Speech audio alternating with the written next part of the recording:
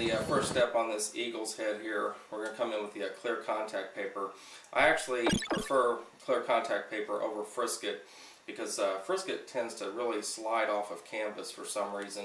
I know temperature is relevant when you're actually painting on canvas, but clear contact paper really is forgiving, and you don't have a lot of the bleeding problems that you do with the Frisket. So I'm going to take the clear contact paper here, mask off the eagle's head, and black out the perimeter here.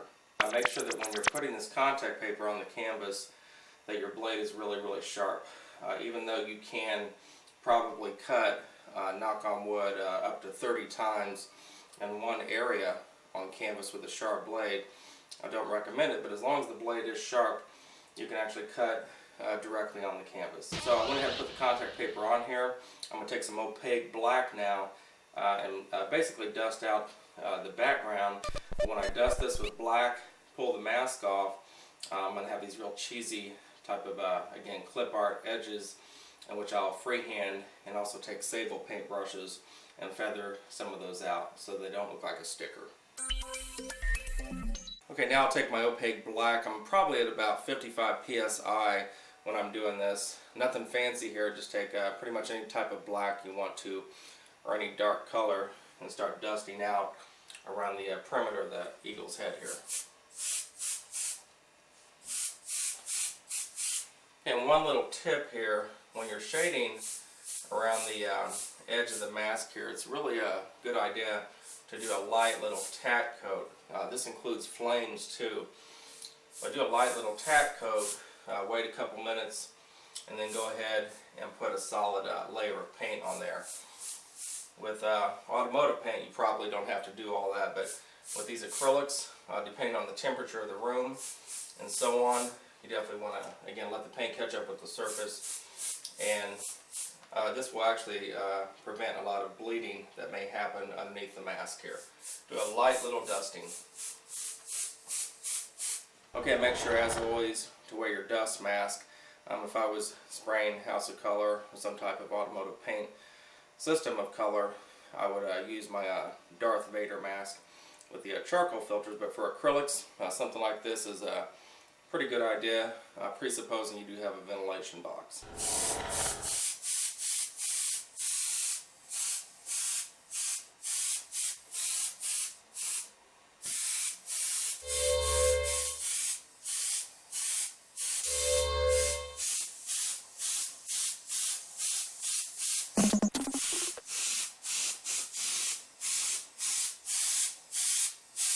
Apply a little bit of heat here. That actually helps the paint set up against this mask.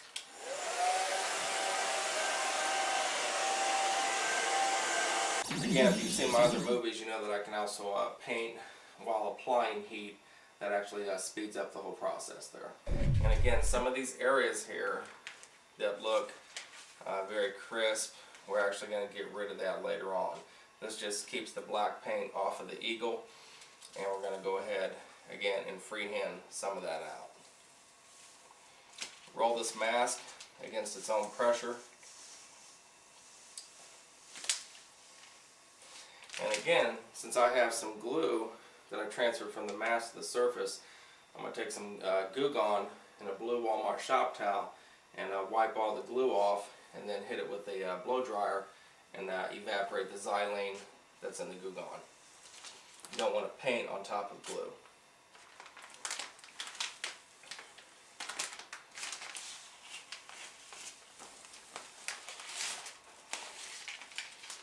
Okay, just to narrate here a little bit, this is more of the illustrating side of airbrushing. This isn't your quick, everyday, type of design, so that's pretty involved. I always warn students that when you're going to get into this type of airbrushing, you better have a lot of patience and realize that everything boils down to craftsmanship and a sequence of events. So you definitely want to take your time. Now what I'm going to do is actually start around the eye and work a lot of detail this way, then go to the beak, and then wrap it up with doing the flow of the feathers and sneak a bunch of little weird things in to manipulate the texture and expedite the process and hopefully create some realism. I'm not sure exactly the level of realism I'm trying to go with this. As always, I don't have the time to put 88 hours into a piece normally, but I'm also trying to teach things which people can actually do in the inception of learning the skill. So I'm going to go ahead and take a piece of the contact paper here, and since I really don't have a shape to go in and blast the middle part of the eye here, I'm going to go in, cut that out, and just color that opaque black. And again, make sure your blade is sharp when you're cutting on canvas.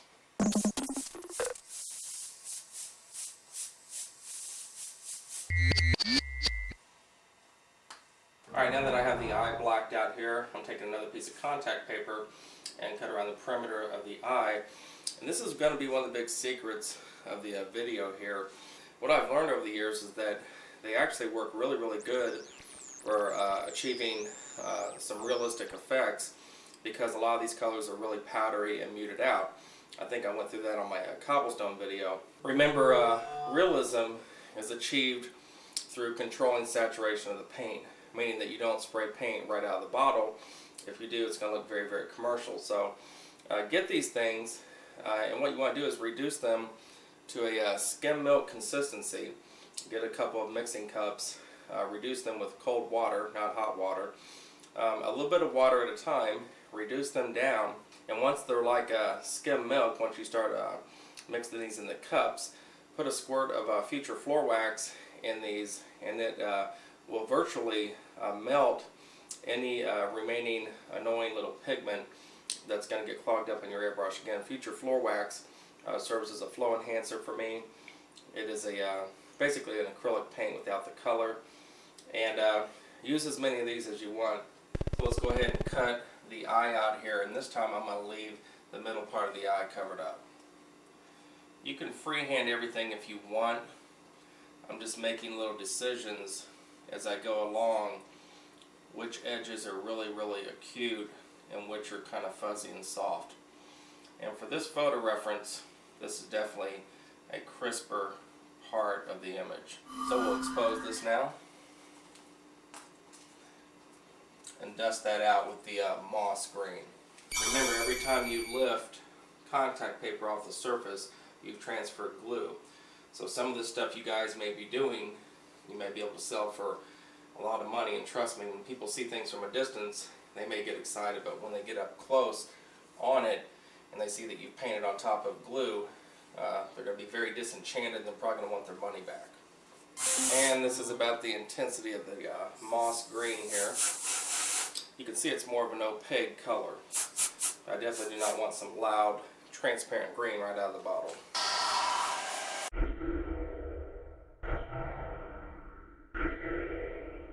A little bit of opaque white here.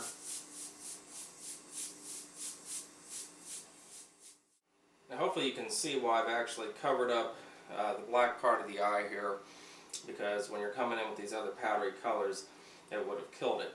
So this helps me retain the edge, and again, when I come in and do all the other softer type things, this is a good contrasting element to achieve the realism. And we'll take the mask off here.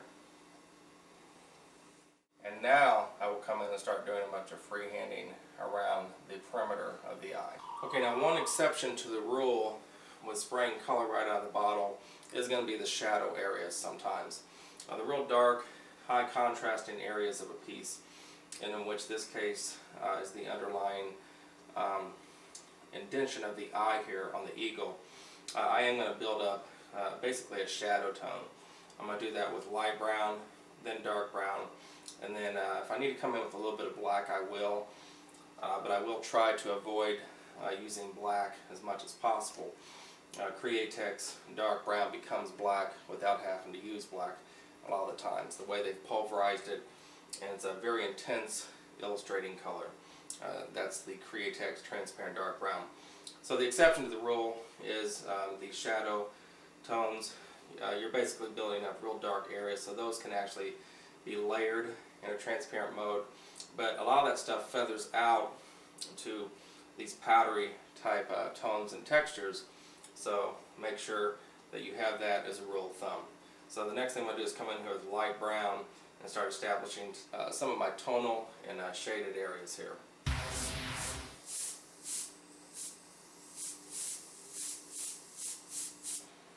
Now because this is a transparent color, I can actually shade right over the perimeter of this eye, actually like a shadow does. Shadows actually crawl over things, so this is all relevant. I'm using the Aztec 4709 airbrush, double action airbrush. I use it because it has one of the most hypersensitive triggers of any of the airbrushes that I've ever touched. My favorite airbrushes are the Aztecs, probably the number one. Again, because of the hypersensitivity of the trigger. But I like microns, I like Iwata HPC pluses, I like Omni 5000 and 2000s. It's really just whatever works for you. Color sequence is going to be light brown, then dark brown. I'll see how far I can take my dark brown without having to use black, and then we'll start scooting around to the yellow here. Now some of the masking that I did earlier, again, is very cookie cutter and very crisp. So this is where you can come in and start softening some of that up.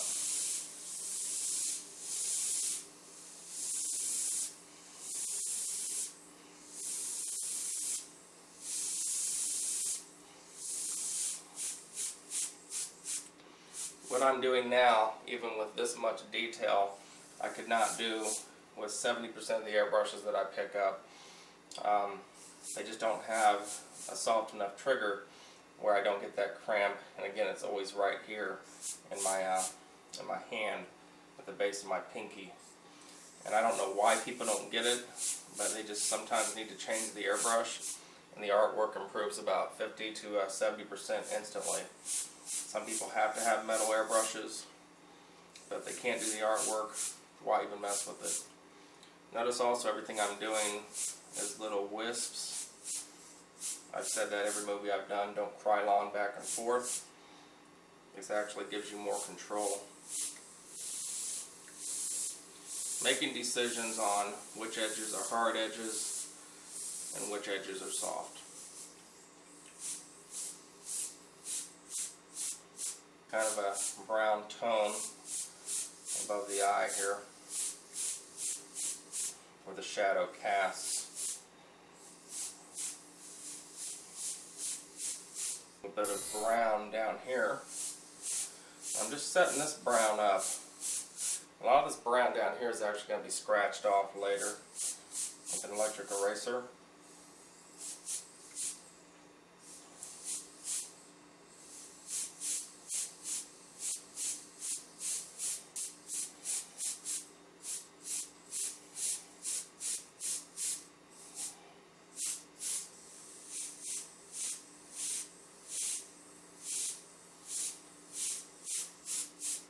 Okay, now we're going to a Createx transparent dark brown just to kind of deepen this up a little bit around the eye here. Again, keeping in mind this is really just for shadows right now. I'll go ahead and oversaturate this area so you can see how dark this gets. I'm going to sneak in this freehand template here. You can make these however you want to. What I did, this is a Mylar. The thinner the Mylar, the crisper the edges are going to be. But what I did is I took a stencil burner and cut this out on an old cookie sheet, cracked the perimeter to where I have this shape. Then I took a Dremel tool and refined the nooks and crannies here to get it kind of laser sharp so that when I do edges, they're not kind of jaggedy and silly looking. You can cut whatever shape you want, but after you cut it out, it's probably a good idea to get some dishwashing liquid and a fine sanding sponge and sand each side so that you get all the little plastic goobers, and it's really crisp to work with here. And zooming in, I'm going to start trapping some of these edges, but again I have my fingers or my knuckles underneath the shield so that I will have softer edges.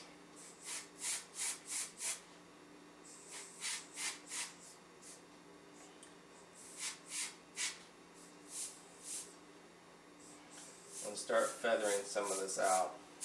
Now I started right here. I can actually take this shield, turn it around, and now continue the edge and feather it out a little bit.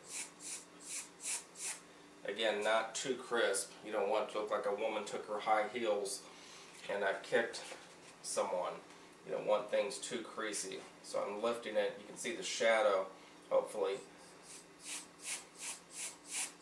I'm wiping the paint off on my arm so I don't reposition wet paint on the surface. That drives people nuts, but again, it's a teaching warning that if you don't wipe it somewhere quickly, it's going to end up on your surface. I'm also going to trap the eye right here. There's a nice little edge I can trap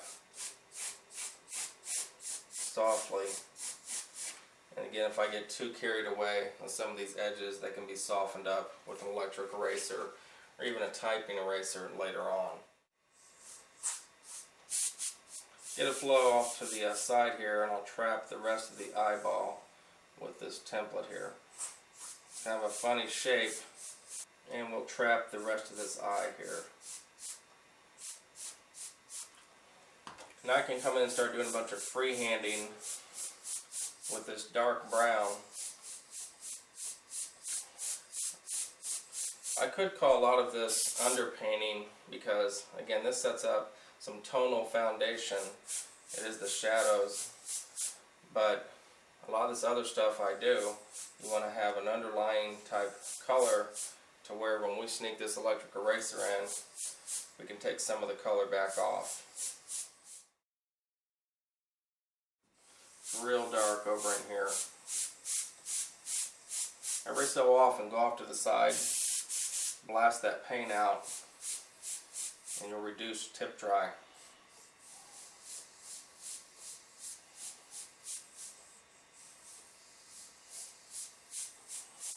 Again, I'm at about 55 psi.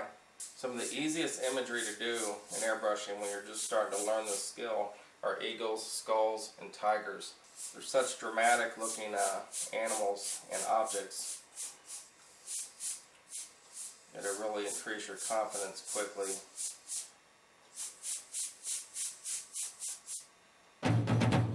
Okay, before I put the yellow tone on here, I'm going to go ahead and take my Helix electric eraser and highlight the eye right here just to kind of get it to jump off the surface. I always warn people, do not buy a real expensive electric eraser because the more RPM that you have, the more damaging or neurotic you're going to be with getting in here and doing highlighting. Two things about these: they're about 11 bucks, number one. Number two, the more the battery dies, the more I like them because you get softer highlights. Okay, this is the next color I'm going to bring in. Again, one of those cheaper in price acrylic paints. I've watered it down to a skim milk consistency, strained it with cold water, got a lot of the body out of it, put a squirt of Future Floor Wax, and it's pretty much good to go. Again, the whole concept here is that you don't have to mess around with mixing real intense paints. One of the advantages over these paints is they have tons of different hues, and again, I said it earlier, muted colors. So you can pretty much go right out of the bottle with these paints because they're very opaque. A lot of airbrush paints you cannot because they're very loud. So hopefully you're catching on. These are the calmer colors. I'm going to shade around the perimeter of the eye and also set the beak up with these different values of yellow here.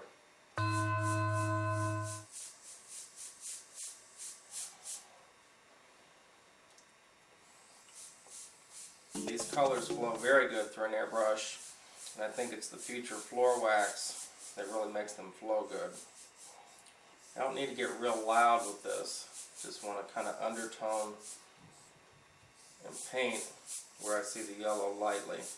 Remember, controls learn by working lighter to darker. You can always get darker later on.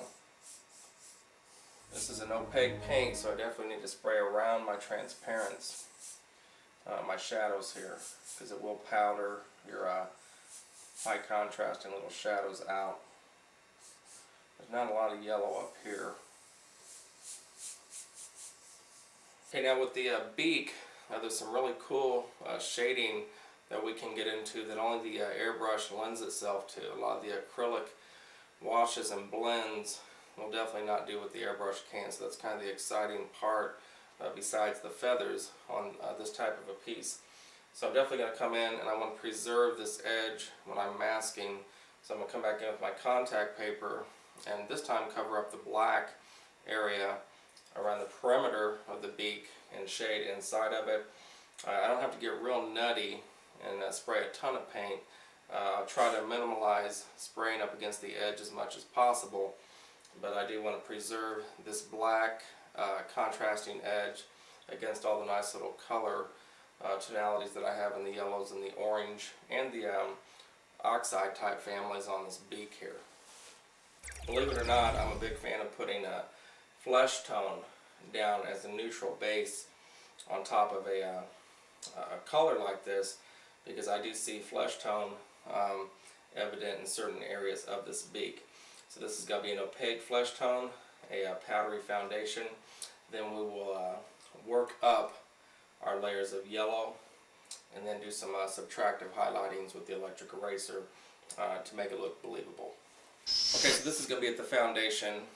You can see it pretty much looks like a flesh tone, even though it's called Dunes Beige, but again it's really powdery, and I definitely see flesh tone type tonalities as an underlying tone to put this yellow on top of. So I'll give it a shake here and start dusting out the base of this beak, and I would definitely call this underpainting.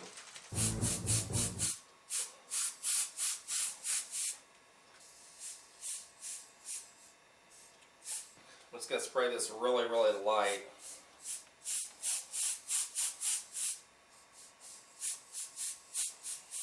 This is where the texture around the eye stops and the beak starts. It's going to be kind of tricky, so we'll have to be real careful.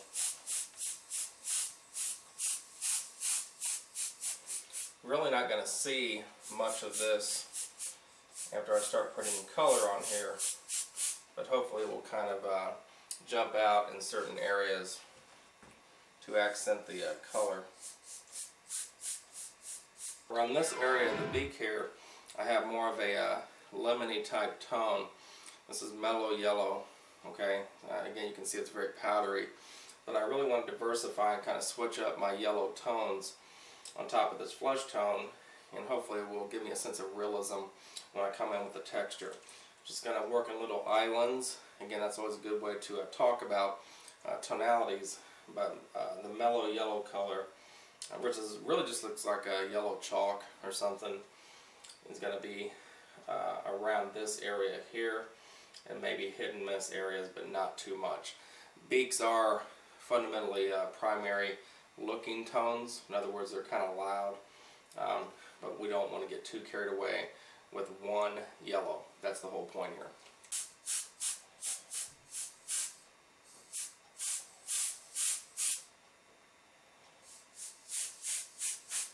And I'll lightly set this on top of the flesh tone here.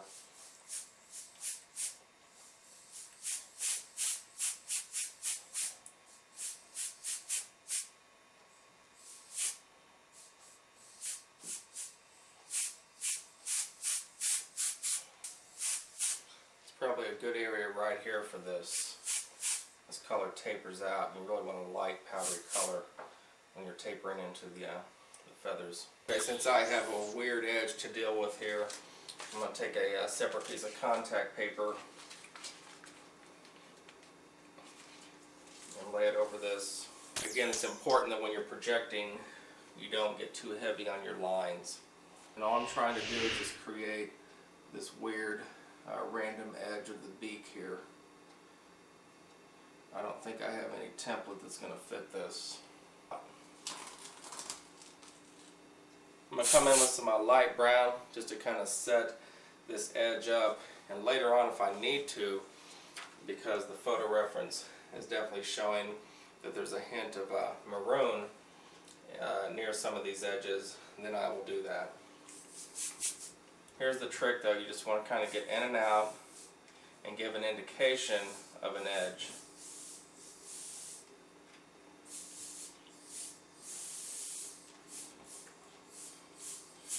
once the edge is created, you can always remove the mask and it's there, trust me, and start doing washes over the edge. You don't need to keep getting darker and darker and darker. It's pretty addictive. You got to force yourself to back off.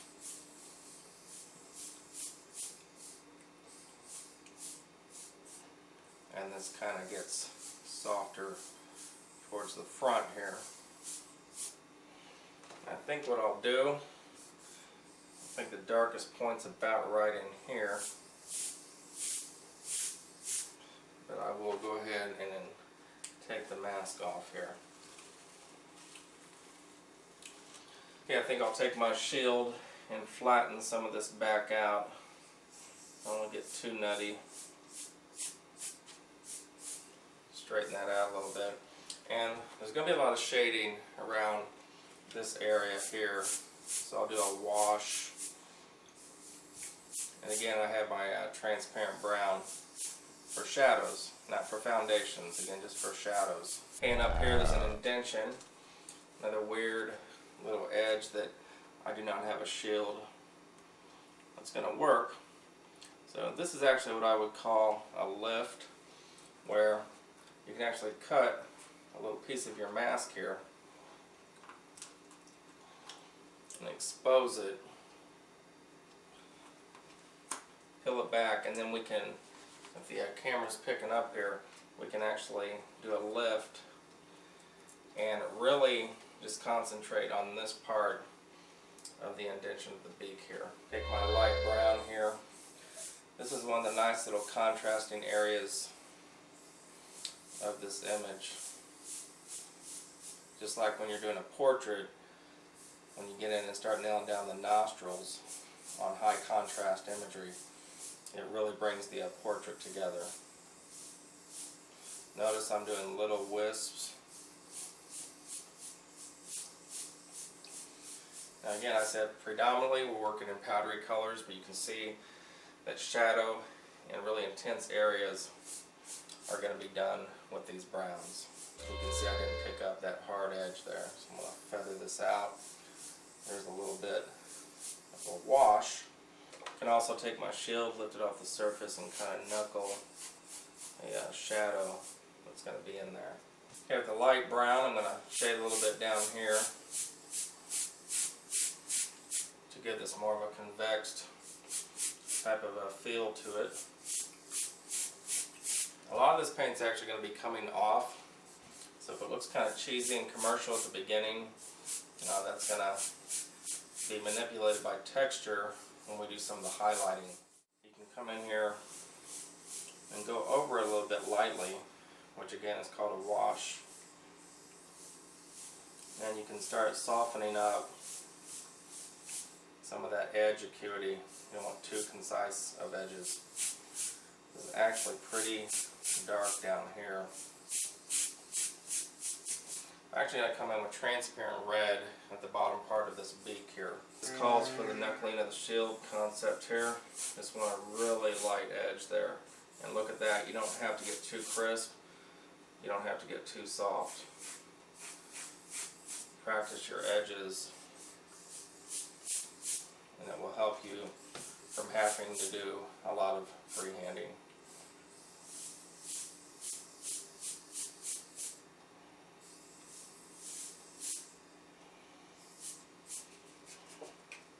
This is a really crisp area here.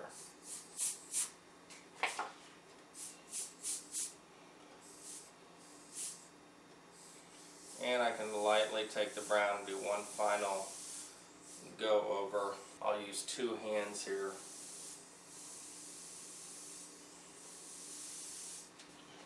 Just to kind of refine that a little bit.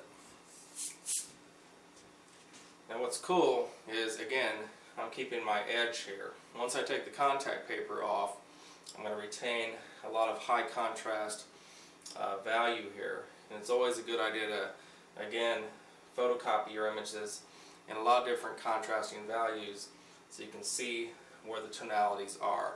In other words, go take this and Xerox it in black and white to try to understand where and how much shading you're going to need to be doing here. Now there's none of this brown up here, believe it or not, the way this was photographed, so you want to paint what you see, not what you think you see. I urge everybody out there to try to go out and buy one of these Aztecs. I don't sell them, but they're really a good beginner airbrush. And again, a lot of people will get intimidated if they can't actually do the artwork and they'll quit. Okay, I am eventually going to come in with this Createx Sunshine Yellow, or in the old school naming it was the golden yellow. But again, I got one more yellow I need to mess with here. This is the citrus color here. And again, this is going to be one of the finalizing tones, which is going to make this believable. There's tons of different levels of yellow you can work with, so I will spritz this in certain areas lightly, and then if I need to, come in with this transparent golden yellow type of sunrise yellow color here. Okay, one thing I'm going to do, because this is a loud color here, is add a few drops of gray here. This is just light gray. It's one of the colors I'm going to use on the feathers, maybe 3 or 4 drops of that, and this will actually control this color from getting too loud. That's really all you have to do sometimes, is just add a little bit of gray to your color, and it kind of mutes it down even more. And there's going to be a lot of this color, so make sure you stay true to where it is. It's easy to get carried away.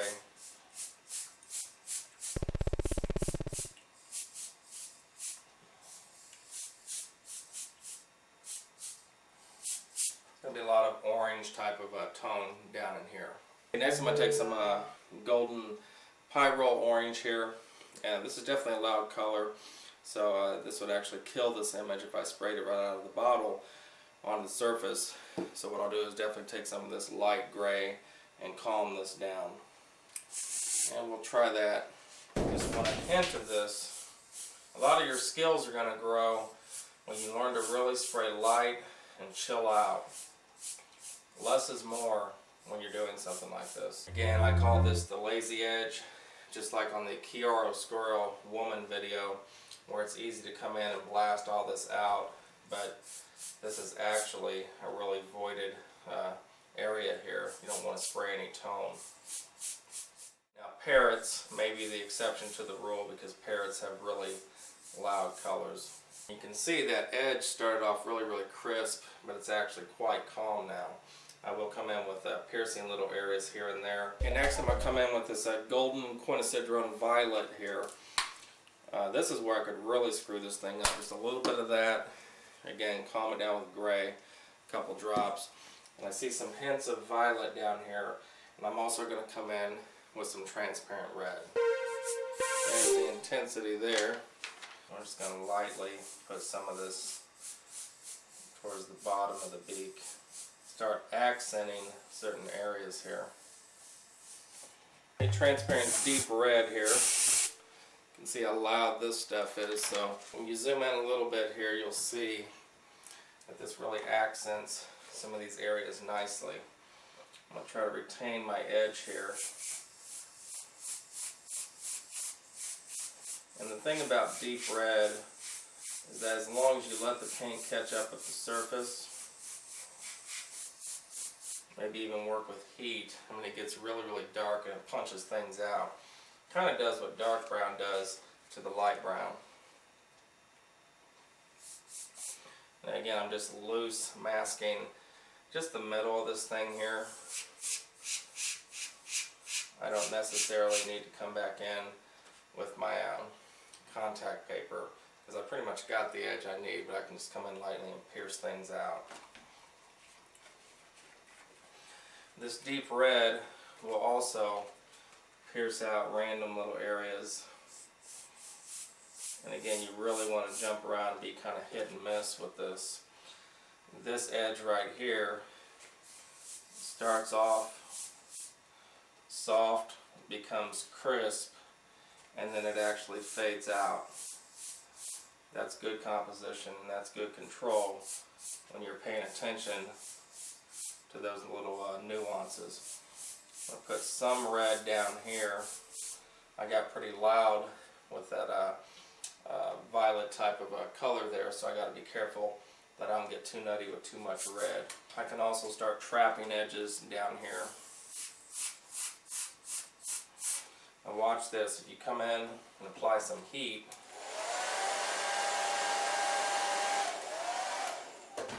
we can go to a really dark tone in these areas here.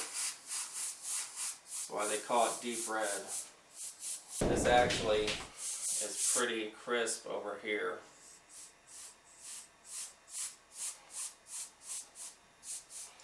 It becomes soft right in here, crisp again, and it fades out and then becomes kind of crisp again here. It's kind of hit and miss. So if you're hit and miss with these shields, just kind of do random little edges. It's going to look a little bit more believable. I'm also going to knuckle a shadow up here. Again, this is lifted off the surface. Test your flow. Have an indication of a really soft shadow there. The next step will show you why I really love the color dark brown. It really gives you that final piercing that you need, again, without having to use black. Don't get too carried away with the dark brown,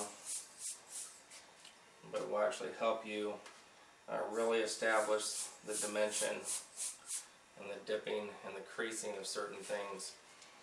Same thing here. I'm spraying 75% on the mask. Even at small scale like this, this all needs to fade out. When you remove this, make sure you take your Goo Gone and get all the glue off the surface here. Okay, so you can see when you take the mask off, this crisp edge against a totally dark background will really manipulate some realism. But what's also helping us here is these muted colors too, because in essence, like I hopefully have said in other videos, nothing is really color right out of the bottle. Shadows can be hit and miss areas, but adding that gray to your paint really helps control saturation. Now looking at this, I noticed that his beak's a little jacked up here. I'm going to come in with a loose template and lightly take my opaque black and carve this to where it's a little bit more true to shape. But there's the dust coat.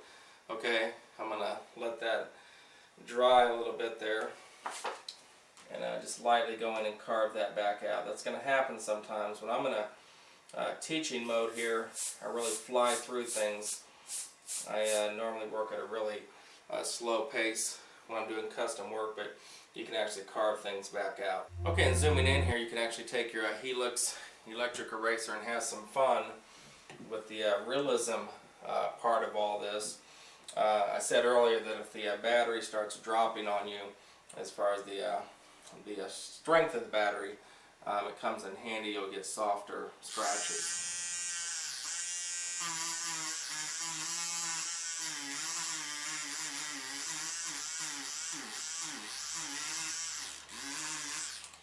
Go back to my light brown and start refining certain areas where the beak protrudes back here.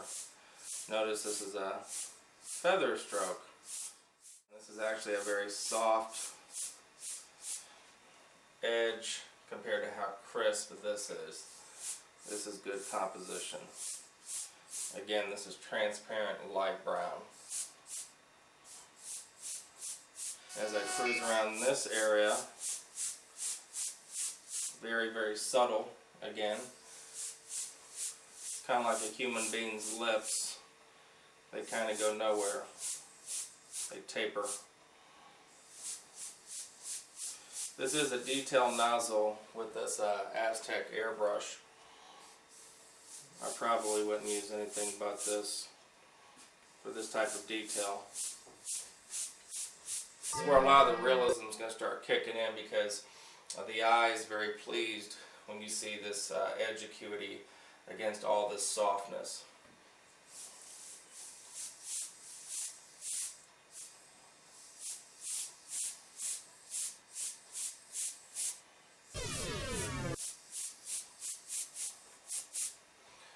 also some sloping and dented areas. So I'm just going to kind of preface here that are going to need to be highlighted later. With the beak has like a mounted look in this area. In your nature, you're going to jump around anyway. You want to. You don't want to overwork any area. I'll actually go right back up here. Sometimes you get caught up into something, you're going to want to overwork it.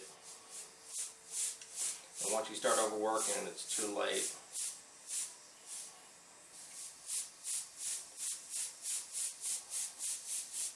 And what I just did is extended some of this light brown to subdue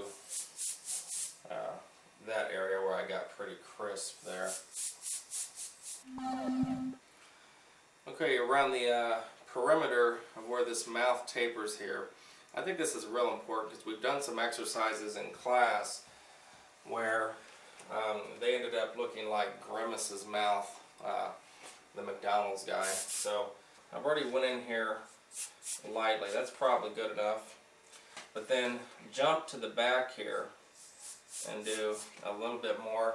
Let's use this area here.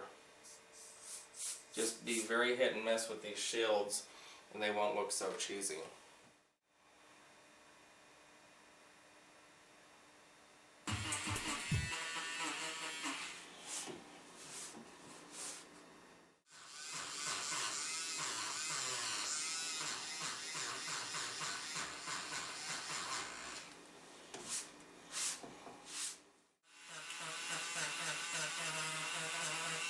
I think it takes quite a long time to get used to chilling out and learning to blend this scratching technique out.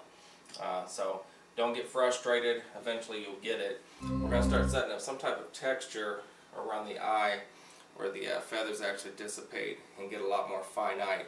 To do that, we want to do an underpainting concept with the light brown here. I'm going to put a light wash of the light brown, then come back in with the electric eraser and let it skip over the surface, and this will presuppose or at least set up a foundation to go do finite little fur feather or hair patterns here. Put a light wash of brown, and I mean seriously light, because all this is doing, it's going to give us a contrasting element to go in and do our scratching, and it looks like an underlying foundation for this fur or feathers. Let's sneak in this nickel azo yellow. I always have a hard time pronouncing that. I'm seeing hints of this around the perimeter of the eye here. So I'm going to go in, and this is my island of light brown. I'm going to do a couple little islands of this nickel azo yellow here and here. This is a good color to blend the browns down to with the yellow. I can even put some of this next to my other yellow that I sprayed.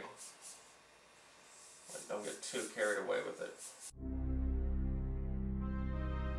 The next step is definitely a time-consuming step. I still have my Helix electric eraser here. But this image presupposes this eagle is in your face, maybe like 6 inches away or whatever.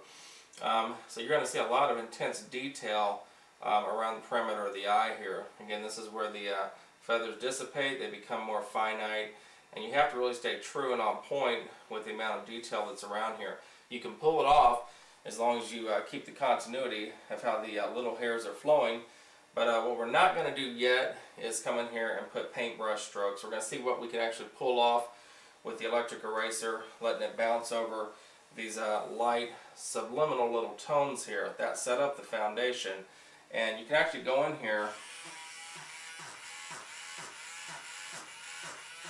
and create little hair strokes or feather or fur strokes with the electric eraser. But again, I'm going to stress more than anything, this is the very time-consuming part of all this. I will have to go off camera maybe for a good 20 or 30 minutes and pay attention to all this. I'll make a decision if I need to come in and freehand and wisp and soften some of it up. But the taking paint off the surface is actually probably a good thing to do in this area of the eye. There's going to be some dotty areas and there's going to be some furry areas.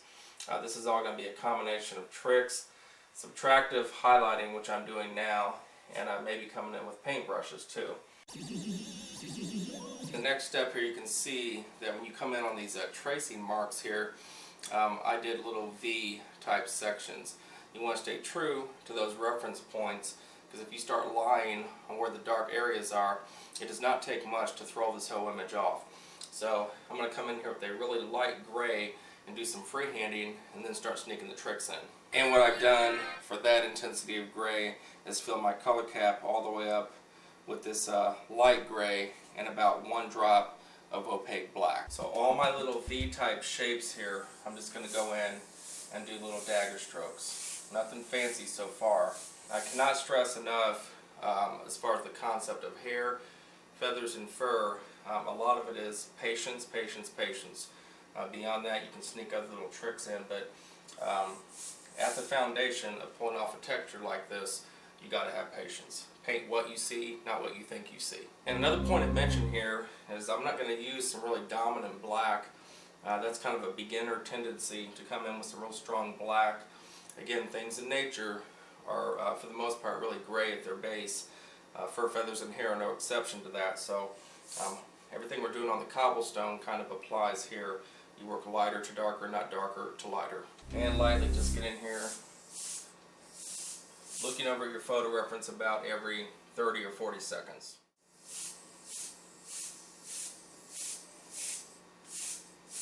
Now we also need to talk about the differentials and the values of these little feather strands here. You want to kind of switch it up. Now on the electroskull video I talked about assigning value to edges and contours of the skull. It's kind of the same thing here. You want to make sure you stay somewhat dark in certain areas, but also you want to switch it up to really light tones like that. Don't get too carried away. But really soft, soft, very subliminal lines. And as you switch up these values, this is actually going to manipulate the eyeball and create the layered look here. So this type of a edge or area is a lot different than this one. You can see how dark it is. So these little soft areas are going to count in the end too. This is all just freehand stuff, but make sure you don't carry the weight of the intensity of these V areas throughout the whole head, because it'll look cheesy. And with the black-beard wheat, I'll go ahead and put 3, maybe like that. Put another one on top here, maybe another one. Actually, let me make sure they're all going the same way here. And maybe one like that. Piece of tape. And tape the tape as low as you can tape it. Turn those around. Put another piece of tape on this side. You can see you got a nice little toy there to mess with. I'm going to come in and lightly just wisp some of these V's out a little bit, and you can see how it will create the texture. Just fade those out. Jump around pretty randomly. You can work dark in certain areas and light in other areas. Just come in here, jump around, and I would stay lighter around the outskirts of these V's and just lightly come in the middle of the V here. You can spray a little bit heavier. But as we keep doing this, it will actually manipulate a lot of detail without having to do a lot of freehanding. And keep grabbing different ones. As the drier the better. I also tell my students to actually do really slow passes and let the paint catch up with the pattern, just like on the clouds. And again, as I'm doing this, creating this layer after layer here, I'm looking up at my picture. If you totally gray the whole thing out, you may have to come back with some opaque white, which will probably do that anyway, but you don't want to have to come in with too much opaque white. The opaque white, just like on the clouds, will actually soften and contrast the dullness of what I'm doing now. But stay true to your photo reference.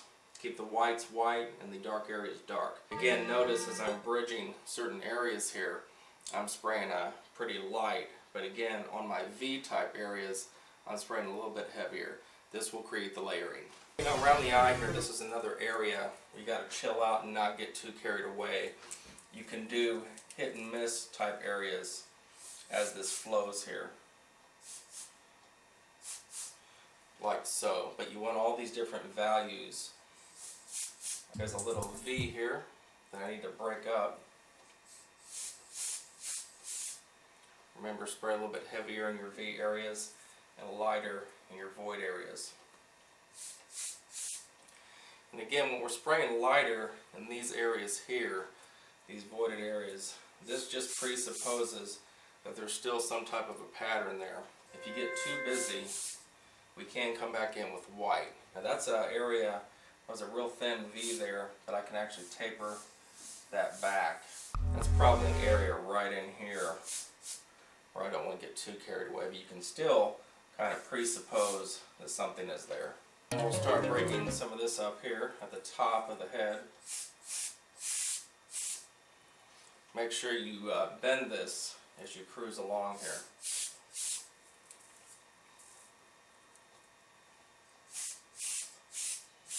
Okay, just to recap here a little bit, I'm spraying heavy in my V areas. In my white voided areas, I'm probably spraying 25% as far as the value, just to create, again, an indication that there is some flow to this. Anything that I want white, again, I can come back with some opaque white if I need to, or maybe some scratching to redefine some of the flow. Here's an area right over here that will get a really light type of spray. Don't overdo it.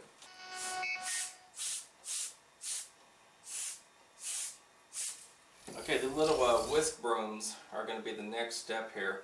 You can go to any craft store and buy these things for like $1/4 a piece, and they do diversify as far as their size. Twist open these little metal parts here, break this open, and you basically have all these little strands to which you can make little handheld templates. Now these templates can be used for rendering tiger fur, finite parts of the eagle's feathers here where they again taper, or even in animation if you have a little cartoon character, maybe the hair is just kind of flowing up. There's a lot of different uses for this. I've even did a portrait where I actually sprayed and turned to create the layers of an eyeball. So we'll go ahead and apply this representing the finite part of where the feathers kind of dissipate and taper. You can actually sculpt these things, and sometimes I tell my students to actually take an X-Acto knife so that there's no crisscrossing or cross-hatching with these. But I'm using an old one because the more paint gets gunked up on these, the more they hold still and don't wiggle around, and that actually comes in handy. Now eventually you're going to have to throw it away because too much paint will get clumped up on there and you're just going to be spraying through a mess here. But I'll use this 1 to 3 times and then toss it after that. We'll just get really close with this, and I think the most important part of using this thing again is to keep the flow going, because this starts really finite and then the strands of the feathers actually get longer. So don't get carried away, take as much time as you want, and you should be able to pull it off. And you can see how that starts to build the layers.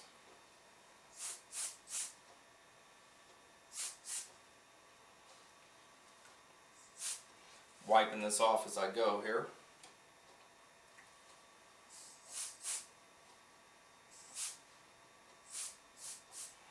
And again, you don't want to be crylining back and forth, try to wisp one way. One little dinky, tiny little dagger stroke.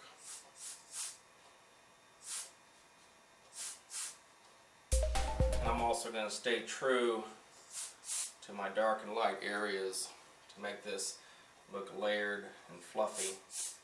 Try to bend these if you can. These don't bend as easy as the blackbeard weed, but if you bend them a little bit, they can give you some bend and some flow here.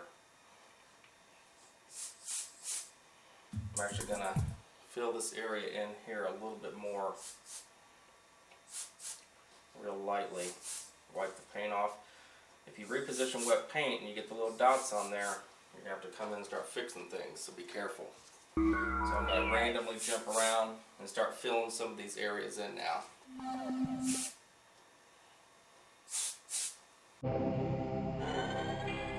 You have to kind of internalize your own mental markers in comparison where things are. Like up in here, this is a really white area. So I'm going to really lighten that back up. I don't necessarily have to glaze over all of the detail that I created, but I definitely want to clean some of this back up. The gray, when you're spraying through that pattern, it's really, really dusty. And sometimes you will see pictures of eagles where they look kind of dirty because they've been in the rain and so on, but that's not the case here. We want to clean some of this back up. When you come in with this white, it sets off a blue titanium shift. As we all know, the color white actually has, I believe, some blue and a little bit of bleach in it. And you get this blue refractive type quality. That actually comes in handy because if you look at pictures of certain types of eagles, they have a blue hue to them. So don't freak out if things start turning a pseudo blue on you. This is the part where you need to make a cup of coffee, chill out, and again stay true to how the flow of the feathers and all the little hairlines are. At this point of the piece, you know, you can make decisions on how much time you want to spend on something like this. I really don't have the time to do photorealism, but a lot of people get a kick out of doing stuff that looks photographic. These are going to be fat little random strokes down here by the bottom of the beak.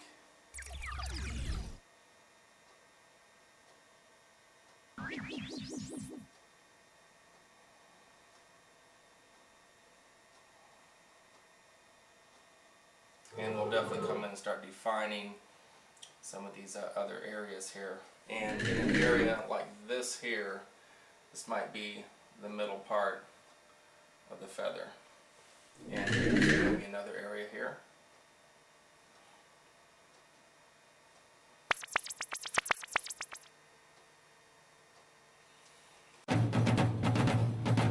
Okay, you can see when we zoom in here that this finite pattern actually kind of joins this almost invisible or transparent feather type of look here. And this sable paintbrush kind of establishes the center of the feathers in certain areas. You got to be hit and miss with that. You can't be too redundant. But again, what I'm going to do is come in certain areas and go about one more notch deeper with the gray to try to counterbalance all this and give it some good contrast. And then we'll do some freehanding with the white after that. And we're going to about that intensity with the gray now. And we can get in here around the base of the neck and break some of these up a little bit. Okay, on this next sample here, I have a laminated swatch.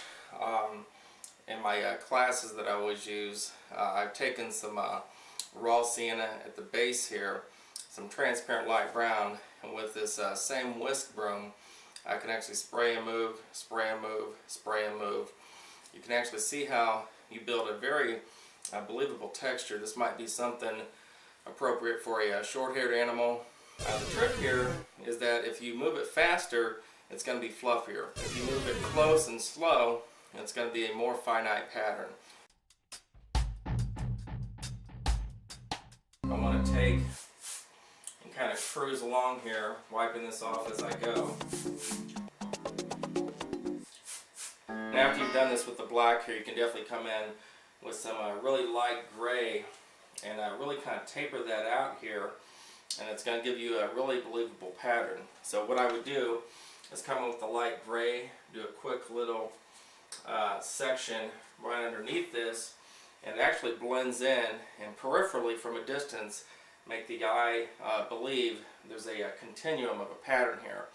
Or if you want to, you can really get even more subtle as you come to the other black stripe here and go all the way across. Just make sure you don't get too dark, because again, a lot of these voided areas need to be very subliminal. And you can come in here and freehand a little bit, just so it doesn't look cheesy. Okay, and one more application with the wisp broom here. If you get a brand new one, I probably wouldn't use one that has all this paint caked on it, because you want a really finite pattern. But get a brand new one, break it open, and build your little tool here. You can get in, and you got to have some craftsmanship when you're doing this. You got to stay true to how the layers of the eye conform here. You can see you can pull off a pretty believable texture here. I saw some people when they're doing portraits. I'll eventually do a portrait video, but people have got in here with curved X-Acto knives and scratch patterns. But you can see that I don't think while you're on this earth you will ever be able to pull off a pattern that's that detailed so quickly. So definitely sneak these wisp brooms in when you're doing portraits or the inner part of the eye here. Okay, now on the ego illustration, the feathers were really finite and frazzled. So what we're going to do next is actually isolate one particular feather, just in case you ever do a portrait, say of an Indian's face on the side of a motorcycle tank or whatever, and we need to see a standalone feather concept. So the first step here is actually going to be to put the contact paper down, and we're going to draw a picture of a feather shape. Okay, so we're going to go ahead and do a light blue feather here. I went ahead and actually traced an actual feather just to stay politically correct towards the shape. We're using the contact paper to be able to isolate the edge of the feather and do all the random stuff on the inside of it. I would actually do it this way, especially if you're doing illustrating, because if you do it all freehand, it could look really fuzzy. And again, hopefully everybody's catching on to the standard that I'm trying to set, which is some fuzziness and some crispness, not too much of either one, and hopefully we'll have a good balanced composition. So I'll go ahead and take my time and cut this out with precision here. I want all these little random edges showing in the end. And I'll just base coat this a light blue color here. You don't have to get real hard around the edges, that's not necessary. And I'm at about that intensity there, kind of a grayish deep blue. Again, you can use this technique with any color palette you want to. I'm just showing you a really basic 101 old school way of doing feathers. Concentrate most of the paint towards the top and then just kind of fade down at the sides, and we, depending on the color of the feather, may not see much down here. And with some white, I'll just come through the middle, just add some character to the base here. Okay, for the next trick here, this is actually the middle stem of an actual feather here that I demolished and ripped apart. You can actually use this way to spray through if your illustration has a curved feather. In this case, I'm going to grab this thing by the very, very bottom here. Just take some practice. I'm going to come in here and just really lightly shade up against it. Get as close as I can to the surface. I think I'll go back here and nail down this bottom part over here. Get as close as you want. You can see you can pull off a nice little pattern here, a stem in the middle. Now zooming in here, let's get real close. Yes, I'm going to come back to my whisk broom and come in and do random little strokes. And if you get close and slow, take your time, let the paint catch up with the pattern here. You can see how much detail you can pop out really, really quick. I think I'll go to a more finite part of this. And again, sometimes the newer the better. You can see how you can really pull out a nice, believable, detailed texture here. And it's not a sacrilege to grab different whisk brooms. And we'll take the mask off here. And what we're going to do now is, since the mask has actually established the edge, we're going to go in and do some freehanding just to kind of finish this off, and it's not a sacrilege to go in, since this is art, to do some paintbrush strokes or some scratching strokes just to add some contrasting highlights or colors to this. This actually just sets the whole thing up. This is a real basic way to do feathers, but it actually does work. And coming down towards the bottom here,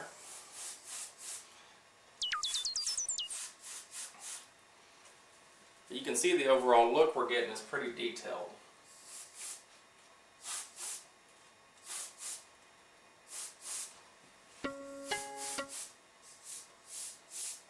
And one thing I can do is come in here with a straight edge, and if I want to accent certain areas, I can definitely do that.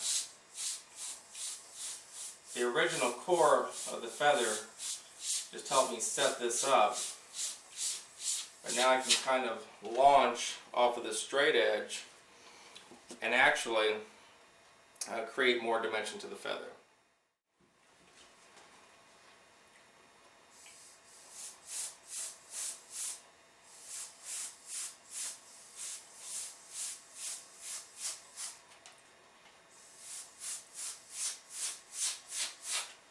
Hopefully whatever you do, you'll put a lot of time into it.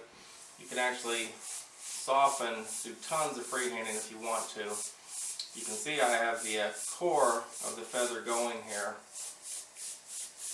And maybe come in with some white now at the base of the stem. Okay, and with my white, I can actually come in here and start cleaning up my crisscrosses where I violated the stem. But again, I don't want to kill my nice little edges here. You can see I can pop that back out.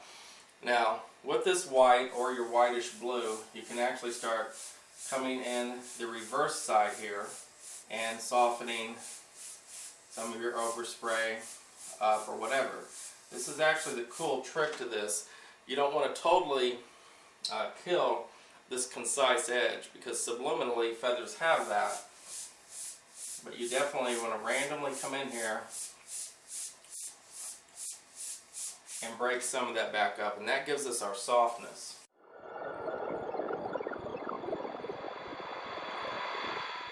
Like areas down here, these little pointy areas, we want to leave those alone, because if you look at actual feathers, they do split like that and so on. And you can see how this looks kind of like a sticker as far as like, you know, which areas we want to break up and which ones we don't. But I'm really digging this. This looks cool. You can see the original fade that I did at the top here. Makes this look pretty realistic. Maybe even smear it with your finger and it starts to calm the feather down at the perimeter. So you can see, again, I'm flying here, but normally if this is on a gas tank or whatever, this is a pretty good technique depending on, you know, what color you want to use and so on. But it looks like we did a lot when we actually didn't. So let's come in with some final scratching and then we'll wrap it up after that. You can see just with the little wisp broom here, we pulled off a pretty good texture, but it's not a sacrilege to come in here with an X-Acto knife and fleck and scratch little highlights. Just look at your actual feather and go one way. These are little dagger strokes. You can actually pull off a pretty believable texture. This is an exciting little trick here, so it's easy to get carried away and stop looking at the actual photo reference. But this is something that will actually help you build texture and so on. You see how that definitely pops out a very realistic look. So take your time, try to have fun with this. Hopefully you understand the concept of an isolated feather, the shape, color, and the form. I would not come in with too much of a white paintbrush to continue to build the texture, because you actually might cancel out the realism. This is actually, again, a subtractive way to create the texture with the X-Acto knife and layering as we've been doing the whole video. But hopefully you understand the concept of an isolated feather, and when I was doing the illustration of the eagle, a more frazzled type of feather. So thanks for watching and have a good day.